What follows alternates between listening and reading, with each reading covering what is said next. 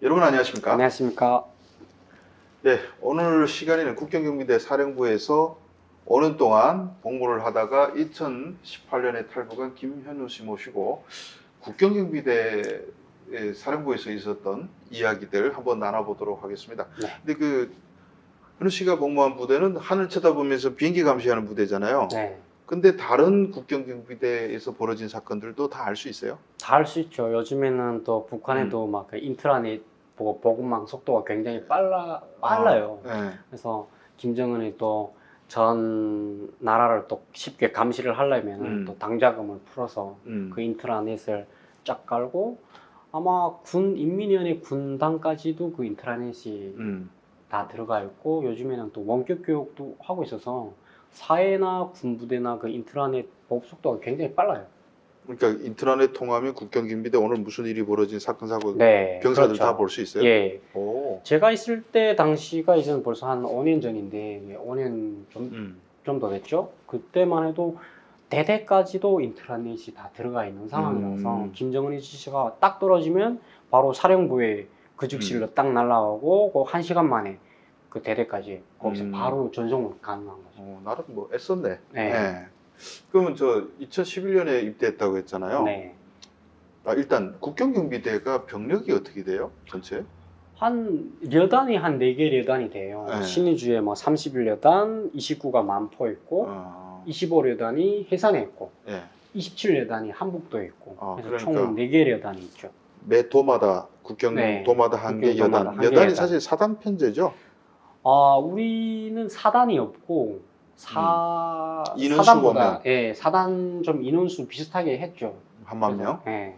그렇게 4개 여단이 구성돼서 지키고 있는데 그 김정은 2011년 그 12월에 김정일이 죽고 네. 그리고 바로 김정은 체제 들어서 국경경비대 했잖아요. 네. 그러면 김정은 집권 초하고 그다음 2013년에 장성택 죽이고 공포 또 통치로 네. 넘어가고 그리고 2015년까지 쭉 있는데 그 처음부터 강력하게 통제하라고 했어요? 아니면 쭉 지내다 보니까 통제가 더 엄격해졌어요? 일단은 국경경비대가 맨 내가 입대했을 당시는 무력부 산하였어요. 근데 김정은이가 사실상 2012년부터 정권을 인계받은 거잖아요. 12월이니까. 근데 그때 4월 12날인가? 뭐 그때 정도의 발표가 난 게 우리는 무력부에서 벗어나서 이제 국가안전보위부로 넘어갔다라고 공표가 나면서 얼룩무늬 군복을 줬어요. 그래서 맨 처음에는 그런 땅 색깔 나는 그런 군복을 입다가 병사들 좀 좋아하지 않아요, 그럼? 군복이 바뀌었으니까 조금 좋아는 하더라고요. 좀 먼지 묻어도 안 보이고 하니까. 그런 군복을 받고 그때부터 국경을 사회 보위부 통제도 받게 만들고 서로 통제 범위를 넓게 만들어서 좀 조금 공급도 안 좋아지긴 했지만 통제가 너무 심하니까 뭐 총국장이 맨날 김정은이한테 불러가서 욕 먹고 온다든가 그리고 뭐 사건 사고가 한번 터지면 뭐 별 하나씩도 떼고 그리고 뭐 비서처 대상들을 뭐 생활총화 이런 당 생활총화 같은 걸 좀 심하게 하고 좀 변화가 좀 많았던 것 같아요. 그러니까 별 떨어지는 사건 정도는 어느 정도 돼야 별 떨어져요? 예를 들면은 27여단이 13년 말인가? 그때쯤 돼서 장교인데 아마도 군관학교에 가서 생활을 잘 못했나 봐요. 근데 청년동맹원인 거예요. 원래 되려면 장교는 다 당원이잖아요. 그렇죠. 근데 입당을 못하고 소대장을 발령받은 거예요. 그러니까 제일 못 사는 27여단에 간 거죠. 함경도 안 해요? 한북도가 제일 못 사는 군부대 4개 여단 중에 제일 못 살아요. 탈북이 제일 심한 데가 함경도. 네. 근데 제일 못 살았어요. 그래서 의외네. 거기 가서 소대장을 하는데 뭐 입당 거기서 지금 소대장 하면서 입당을 하려고 하는 거죠. 그런데 어느 날 좀 머리가 돌아가지고 권총 차고 중국으로 넘어가 탈북을 해버린 거예요. 군관이. 네, 군관이. 그러니까 그다음에 뭐 김정은이 비판 말씀 A4 용지 하나 딱 나와가지고 국경경비대가 너무 한심해서 동무들한테 군복도 어울리지 않는다, 철도복을 입힐 거다, 그런 내용의 그런 교시를 딱 주시는 거예요. 철도복 입었어요? 그래가지고 엄청난 그런 스트레스. 군인으로서 철도복을 입는다는 건 사실 개망신이잖아요. 그러니까 그런 거 그만큼 너희는 이제 한 번만 잘못 걸려봐라. 너 진짜 그렇게 한다라고 하니까 부대 본부 자체가 복적복적하고 그게 막 그게 아래 단위로 막 전달되고 하는 거예요. 그때 별 뜯었어요? 예, 그때가 뭐 총국장이 상장이었는데 뭐 투스타, 그다음 뭐 투스타가 원스타, 뭐 이렇게 쭉쭉쭉쭉 다 내리더라고. 아니 뭐 그게 1년이 갔어요. 별 쳤다 뺏었다는 게 그때 네. 김정일 맨날 다른 데는 뭐 맨날 네. 뜯었다 그리고 붙였다 했잖아요. 뭐 회의 올라갔는데 국가보위부 딱 그 회의 올라갔는데 그 총국장 앞에 와가지고 동무하고 악수도 하기 싫어하고 다음 패스. 그 군관 뭐 이렇게 하나 넘어갔잖아. 뜯다고요? 뭐 근데 군관 하나만 뛰는 게 아니라 가끔 네. 뭐 그게 15료 단에서 있었던 일인데 그 대대장 연락병인데 그 총 메고 이렇게 넘어가서 중국인 노인 부부를 쏴 죽인 거예요. 돈 내놓으라고. 돈 없다 하고 그다음에 뭐 신고 번호를 눌렀겠죠. 네. 그런데 총을 두 분을 쏴 죽이고 산으로 딱 뛰었는데 그러니까 중국 측에서는 그러면은 넘어가게 얘를 놔두자고 놔두니까 얘가 밤에 넘어와서 자기 아는 사택에 가서 잠을 자고 있었던 거예요. 딱 벌써 다 추적해가지고 가서 딱 들어간 거 잡아서 묶고 와서 또 일단 사람을 죽였잖아요. 그러니까 그게 약간 어떤 경위를 탔나 보니까 막 경비대 애들도 막 밤에 얘가 무기를 가지고 나온 게 아니라 잠복초에 들어갔는데 애들이 자고 있더라는 거예요. 거기서 남이 무기를 하나 들고 넘어가서 쏴 죽인 거예요. 그러니까 막 완전 다른 사람들도 영향이 엄청 커지고 막 그러다가 얘는 결국은 올라가서 재판받고 압록강을 넘나들거나 밀무역을 좀 많이 하거나 그런 애들만 여단에 싹 다 그 중대 소대에서 다 불러 올려가지고 앞줄에 다 딱 앉혀놓고 걔들 보는 앞에서 그 사격수들이 나와가지고 사격을 해가지고 죽인 다음에 그 죽은 걸 보고 똑바로 봐라. 그리고 너네 그 앞에다 돌을 한 무지 갖다 놓고 돌 이거 하나씩 들고 가서 저 시체에다가 이렇게 내려쳐라. 아유, 제가 네. 그런 얘기 뭐 또 다른 사람이 또 증언하니까 그랬는데 그런 얘기만 했죠.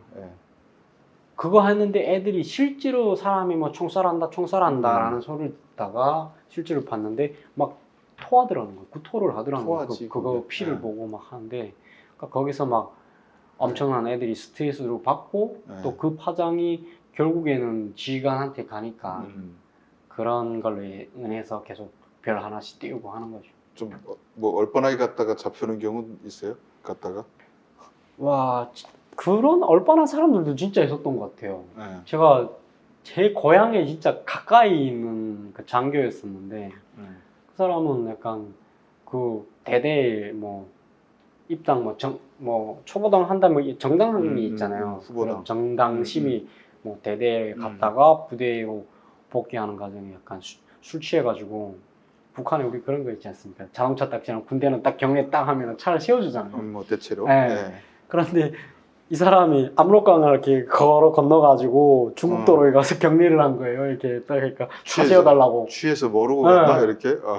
그런데 중국 버스가 가다가 이렇게 바로 경찰에다 신고를 해서 잡혀 넘어온 거예요. 그러니까 완전 이 사람은 세상에 얼빠한 사람이죠. 그런 일도 진짜 있고 하니까 되게 그런 여러 가지 사건 사고들이 진짜 수다하게 일어나거든요. 근데 그 경비대는 실탄 주는 데잖아요. 네. 그 뭐 그 총기 사건 같은 것들도 일어나요? 가끔 뭐 총기 사고는 뭐 오발 사고가 있고. 근데 근무하는 기간에 뭐 가장 큰 사건이다 하면 어떤 사건 될 수 있어요? 그게 13년도 말인가? 가을쯤 됐었던 것 같은데 30일 예단에 그 신의주 영천이라는 데 있어요. 영천 알죠? 영천. 그 영천으로 말하면 옛날부터 밀수 초창기부터 시작해서 엄청 그래도 그 주변 일대가 잘 살고 있어요. 그렇지. 근데 그 영천 7탐지기라고 7번째에서 7탐라고 부르는데 거기서 군인 7명이 자기네끼리 이렇게 금전적인 이윤이 뭐 적당하게 배분이 안 되니까 총으로 서로 다 쏴서 죽은 사건이 있었어요. 밀수를 봐주다가 돈 문제 시비가 붙은 거죠. 초소 하나가 다 죽었어요? 초소 하나가 다 죽었어요. 진짜 총기 사건은 그게 진짜 제일 큰 사건이었던 것 같아요. 한 명 죽은 게 아니라 7명 다 죽었으니까. 근데 그때 보면은 그게 좀 왜 좀 더 심각했냐면 그 탐지기 초소에 가려면은 1번, 2번, 3번 총정치국장 아니라 총국장 그리고 정치위원, 보위부장 이 세 명의 백을 가지고 있는 사람들이 거기에 들어가 있어요. 부탁자들. 그러니까 그 부모님들은 또 대단히 높은 위치에 다 있는 부모들인 거예요. 그 초소가 엄청 꿀보직이었다. 완전 꿀보직이죠. 완전 국경 경비대에서도 이름이 있을 정도로 꿀보직인 그 위치에 있었던 거예요. 거기 용천은 배로 밀수하는데 탐지기니까 맨날 그거 허용해주고, 눈 감아주고 뭉치돈을 받는 거예요. 그러니까 그게 약간 여느 탐지기하고도 또 달라요. 진짜 돈을 각지로 벌어들일 수 있는 그런 위치에 있는 애들인데 걔네가 아까 그게 돈이 뭐 한두 푼도 아니고 큰 금액이 왔다 갔다 하는데 공평하지 않은 거예요. 그러니까 서로 그것 때문에 싸서 주겠는데 와 그게 엄청난 그때 좀 파장을 일으켰고 그래가지고 탐지기 전체 초소 막 점검 들어가고 애들이 저기는 죽음의 초소다 안 가겠다라고 하더니 결과적으로는 또 한 6개월 지나니까 애들이 또 거기를 부탁자들이 또 가더라고요. 그렇지 돈 맛은 진짜 그 총 아무리 해도 가는 것 같아요. 그 국경경비대는 또 밀수를 잘하기 유명하잖아요. 그 밀수에서 떼돈 버는 사례들이 있어요? 떼돈을 진짜 버는 사람들은 진짜 군복무 10년 기간에 집에 가서 이렇게 아파트 한 채 마련하고 그리고 뭐 기본적으로 걔네는 저쪽에 자가용이 허용 안 되니까 오토바이가 최고의 자가용이잖아요. 그러니까 오토바이 한 대 사고 대학 갈 준비하고 뭐 마음 드는 여자친구까지 만들어 갖고 고향 가는 거죠. 진짜 제 주변에도 그런 형들이 한 2~3명 있었었는데 일반적인 건 아니고 일반적인 건 아니고 진짜 한 개 대대 한두 명 정도 나온다고 해야 되나? 집 사는 정도는? 근데 진짜 예전에는 한 2010년도까지만 해도 그런 집 사는 형들은 대부분 많았고 거기서 진짜 장교, 소위, 중위 좀 올라가도 기본적으로 그 정도는 다 챙겨가고 했었는데 병사가 집 챙기는 건 좀 드물다. 우리인데 보니까 그 사관장 하는 형도 보니까 아주 멀리서 오는 사람들을 대한민국으로 딱 보내는 거예요. 자기가 근무 지역을 딱 알고 거기다가 근무를 배치 안 하고 그 시간에 딱 넘겨버리는 거죠. 그래가지고 뭉치돈을 받아가지고 그 형은 그 전투 가방에다가 그냥 중국 돈을 한 가방 꽉 채워갖고 오고 뭐 집에다가 그 아파트 한 채 사고 진짜로 그렇게 하고 가는 형들이 있어요. 그러니까 완전 군대에 나왔는데 여기서는 진짜 고욕 뭐 진짜 끌려간다고 하지만 그건 자수성가하러 나간 거죠. 그렇지. 잘 되면 그러다 걸리면 죽고 뭐 그런 거 아닙니까? 근데 그 국경경비대 그 김정은 들어서 뭐 사살 명령 막 이런 거 막 떨어졌어요. 그래서 이제 사례 같은 거 있어요? 사살 명령이라기는 좀 약간 예전부터 뭐 공포탄 쏘는 정도는 있었잖아요. 근데 그런 것들이 예전에는 조금 좀 불분명했죠. 어떨 때 쏴야 된다, 어떨 때 쏘지 말아야 된다. 결과적인 쏘고도 쏜 사람이 또 책임을 지고 뭐 이런 게 있었었는데 코로나 딱 터지고 나서는 그러니까 중국인도 총에 맞아 죽은 게 있어요. 어디서요? 언제? 그 2021년인데 저희 또 엄마가 중국 그런 대방들도 있고 하니까 자기네 동네에 전화가 또 왔는데 야 그 지금 조선이 얼마나 지금 심각한 줄 아냐. 우리 동네에서 술 먹고 압록강 나갔다 북한군 총에 맞아 죽었다. 이러는 거예요. 그래서 지금 전부 다 막혀 있는 상황이고 또 한 분은 지금 보는데 우리 좀 고향 한번 좀 핸드폰을 찍어 보내라고 했는데 그분이 중국 자체에서도 너무 무서워서 산에 올라가서 이렇게 몰래 찍었다고 그 영상 보내왔더라고. 그러니까 실제로 예전에는 보면 관광객들이 거기 쭉 다니며 막 촬영기를 그냥 내댔거든요. 근데 지금 그게 안 되고 산에 숨어서 몰래 이렇게 찍어야 돼요. 잘못 찍다 총알이 날아올 거. 그리고 중국 자체도 그걸 많이 지금 접근 못하게 해요. 그 2011년이면 입대해서 김정은 딱 봤잖아요. 처음엔 좀 호감이 있었어요. 글쎄 막 딱히 호감이라기보다는 뭐 백두혈통이다라고 내세우니까 그게 이제는 머리에 너무 박혀 있는 상황이고 또 저도 약간 김정은이가 2009년도에부터 나왔잖아요.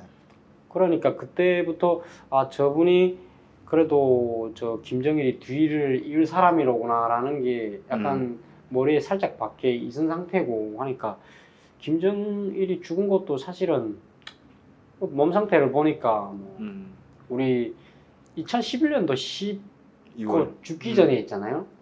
12월 21일 날에 국경경비대를 방문하게 된 날이었어요. 아, 근데 보니까 계단을 못 올라가서 그 임시 계단 있잖아요. 나물로 수평 계단을 이렇게 서서 올라가게 만들어 놓더라고요.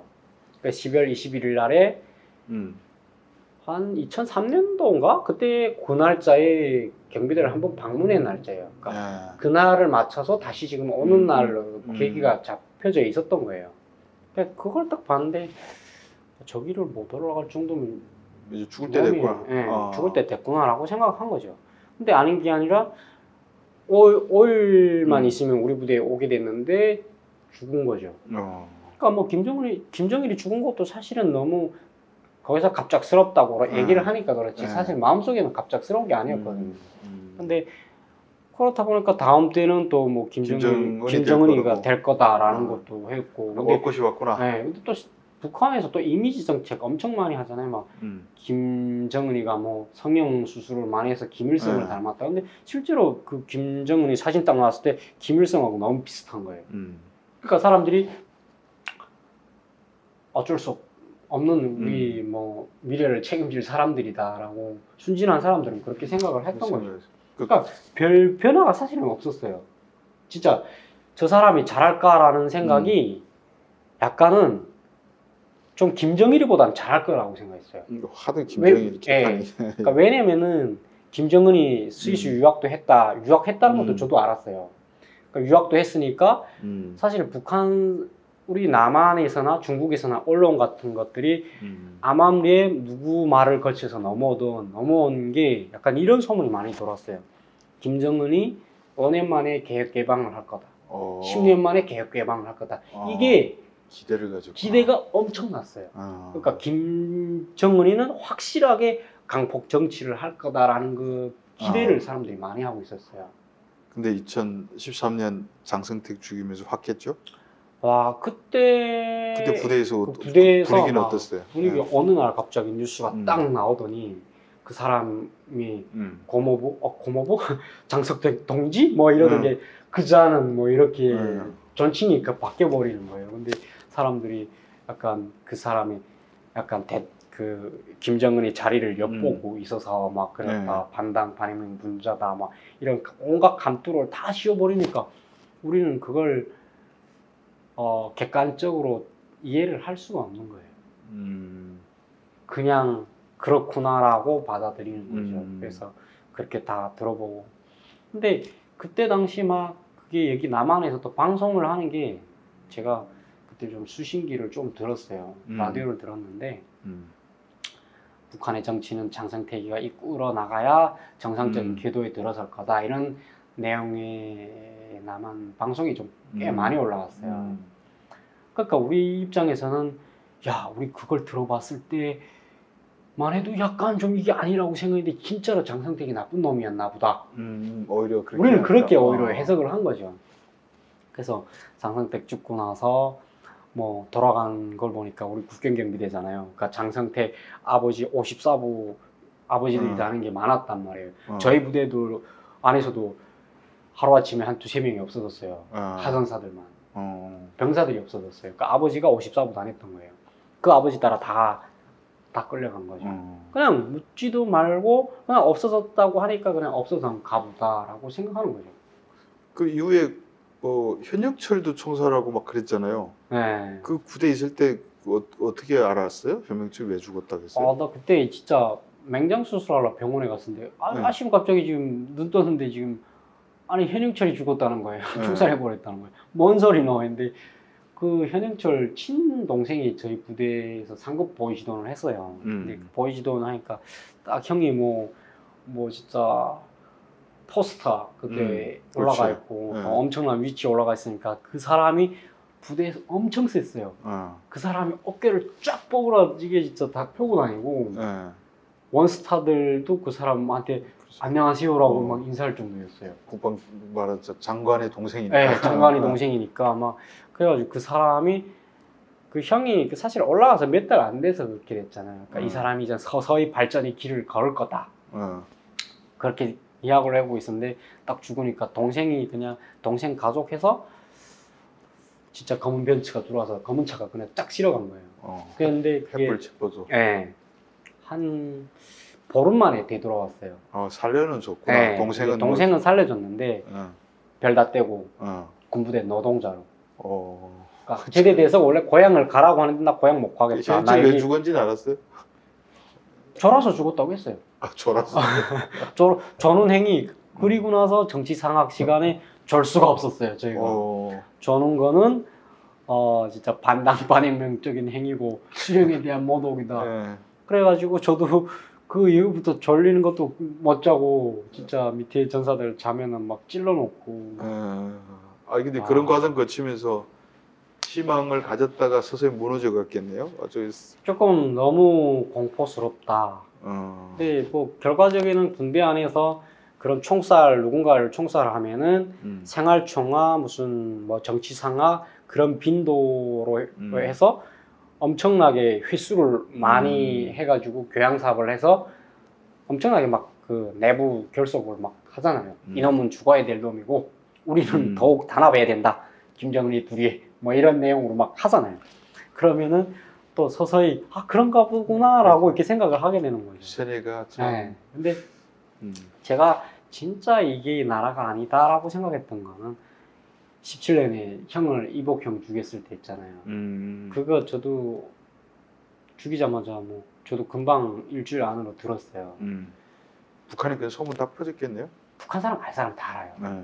그걸 딱 듣는 순간 야 이거는 진짜 나라가 아니구나. 제 형도 막 죽여버리는데 제 핏줄도 죽여버리는데 이 나라에서 살다가 진짜 우리 목숨이 무슨 파리 목숨보다 더 진짜 가느다란 그런 목숨이겠다라는 그런 생각이 진짜 너무 확 땡겨왔어요 그때. 그렇지. 뭐 형도 죽이는데 네. 뭐 죽일 놈이 어디 있어. 그러니까요. 그냥 그리고 뭐 정치범 수용소가 있다는 건 다 우리가 아는 사실이잖아요. 말만 잘못하면 가는 상황이고 하니까. 근데 거기서 우리가 뭐 먹는 문제와 관련해서 못할 일이 뭐가 있어요. 진짜 사실은 국가 반역 행위를 되게 많이 하잖아요.